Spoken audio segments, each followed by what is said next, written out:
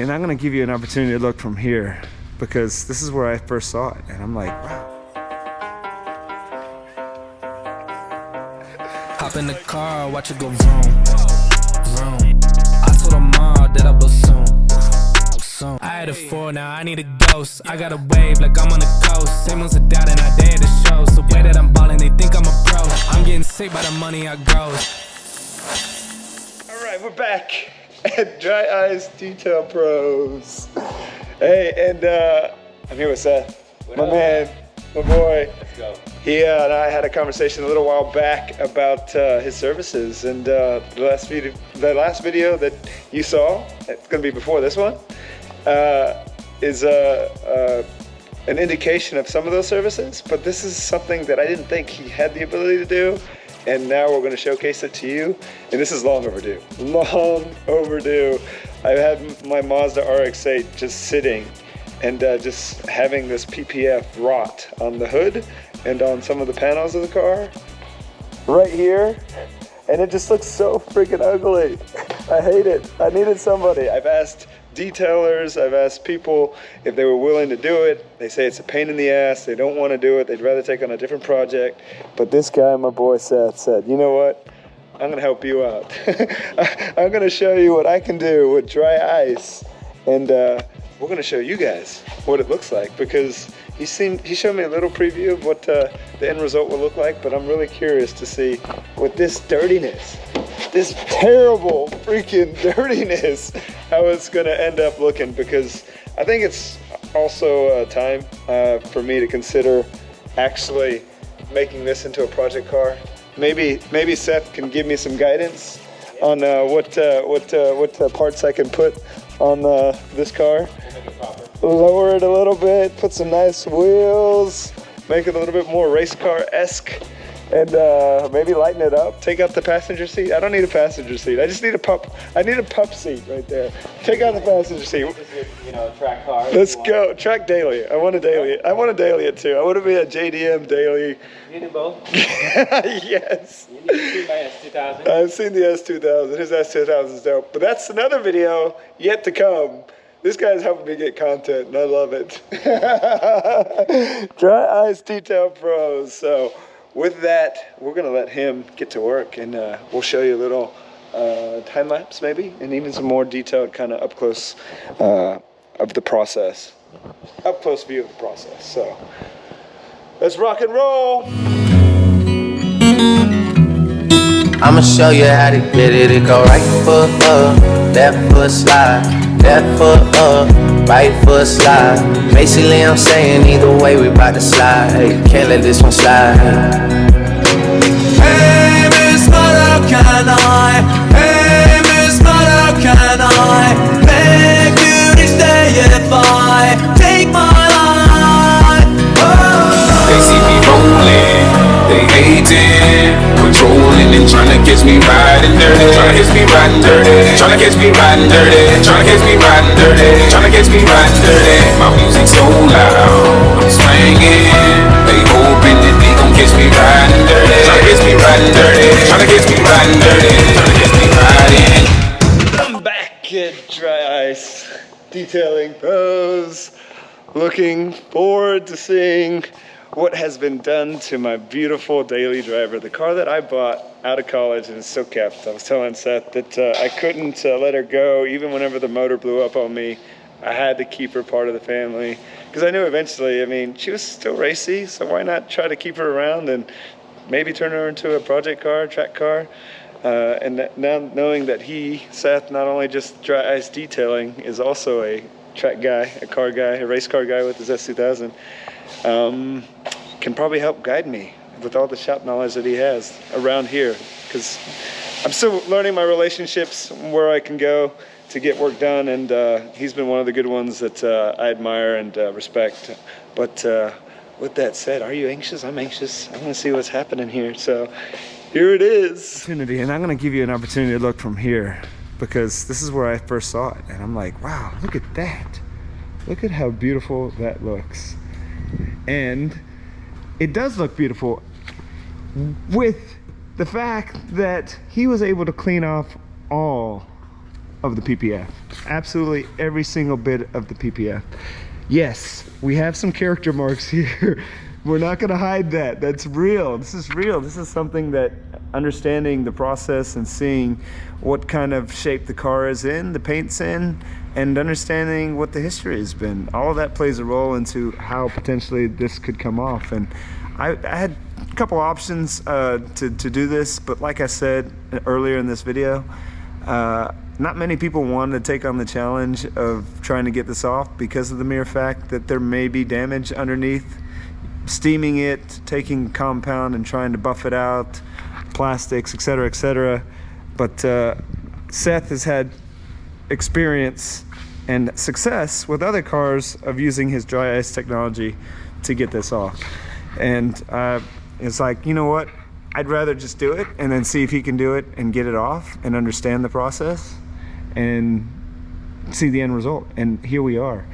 We did find that, yes, he was able to get all of it off, but potentially we are still not 100% certain, but I have an idea, a belief as to why some of the surface of this paint may be a little marred from him trying to use the dry ice to get it off. There's still a little residue left, but there's also some chips and nicks off the paint, the clear coat. Not necessarily all the way deep in, because you can see a rock chip right here, and you can see all the way down to the white base primer. But like the other areas where you see a little bit of character, it doesn't go all the way down deep, but you do feel the texture on the surface, so it's not smooth. But I'm not too worried about it because of the mere fact that this car is a car that has been sitting outside. It's an outside car, unfortunately. It used to be an inside car, but now it is an outside car. And one of the key indicators that helped me kind of come to and understand, you know, why potentially the paint is going to come off with any type of abrasive that's going to try to pull this off is the weathering.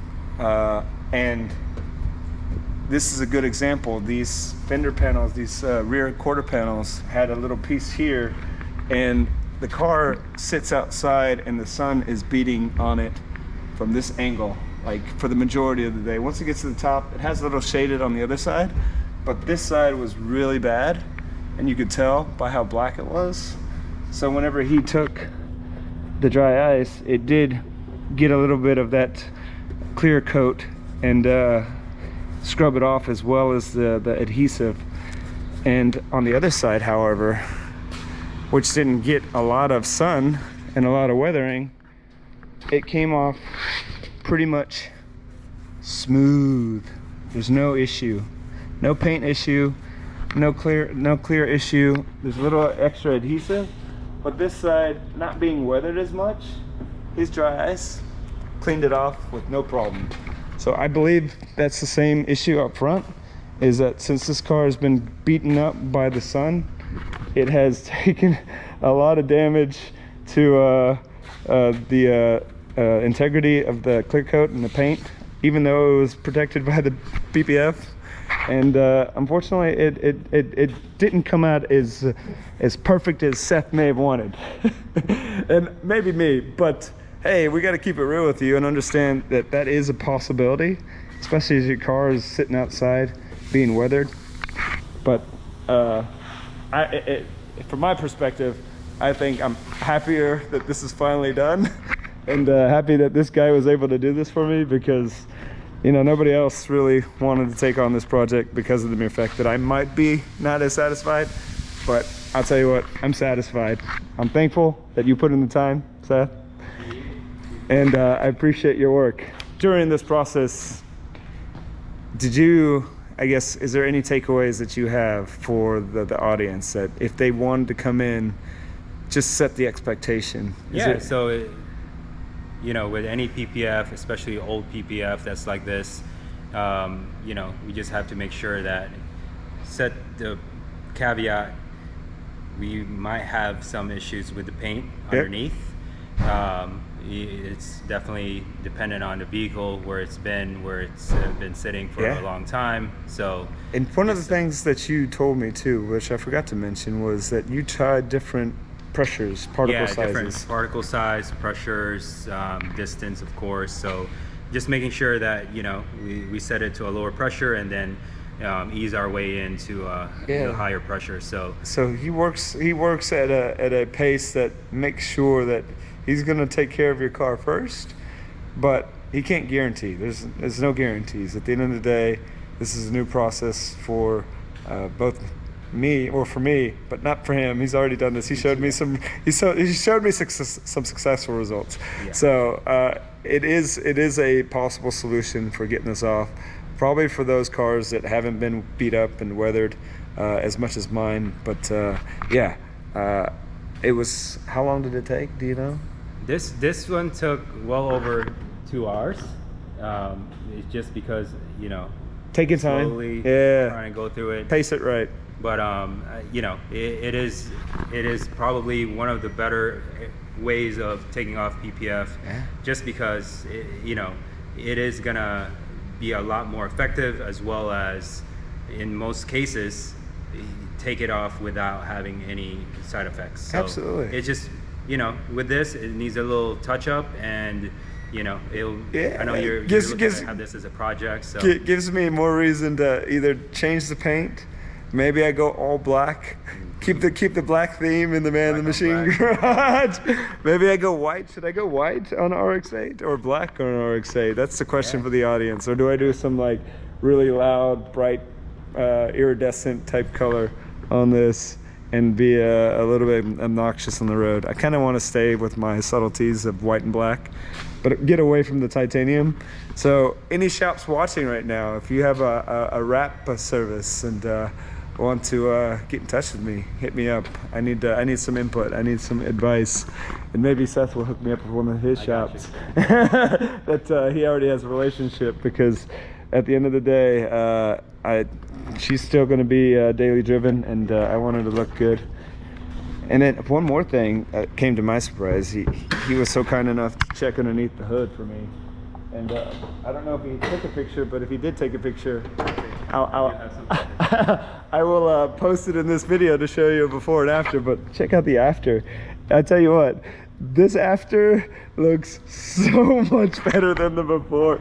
It was disastrous under here. At the end of the day, it needed a refresh, and this looks so clean and so nice. Thankful that he did that for me, because I would have never thought to have done it while he was here. And now that it's done, I feel like the motor is looking fresh again, looking nice and clean. Yeah, it's still dirty on the engine bay, and a lot of rust on this little thing over here. It's an old car, 20 years old. 20 years old. This car's 20 years old. Time for some new fun with it.